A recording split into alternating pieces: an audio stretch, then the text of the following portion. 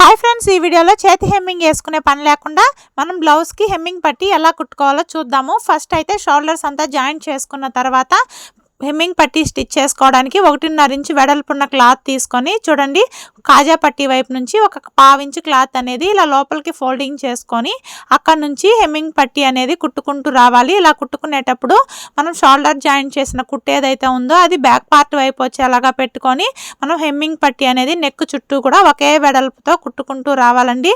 ఇలా చివరి వరకు కుట్టుకున్న తర్వాత ఎక్స్ట్రా క్లాత్ అనేది కట్ చేసుకొని దీనికి కూడా ఖర్చు అనేది లోపలికి ఫోల్డింగ్ చేసుకోవాలి.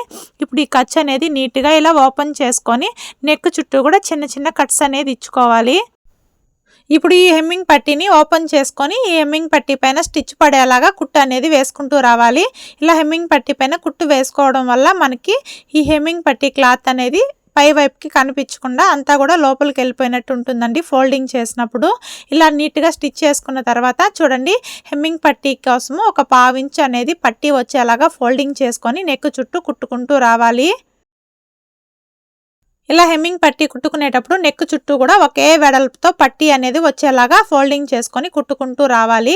ఇలా నీట్గా స్టిచ్ చేసుకున్న తర్వాత ఈ హెమ్మింగ్ పట్టీకి ఎక్స్ట్రాగా క్లాత్ ఉంటుంది కదా, ఆ క్లాత్ని చాలా జాగ్రత్తగా కట్ చేసుకోవాలి. ఇప్పుడు ఈ హెమ్మింగ్ పట్టీని లోపలికి ఫోల్డింగ్ చేసుకొని నెక్ చుట్టూ ఎడ్జ్న కుట్టు పడేలాగా కుట్టు అనేది వేసుకుంటూ రావాలండి.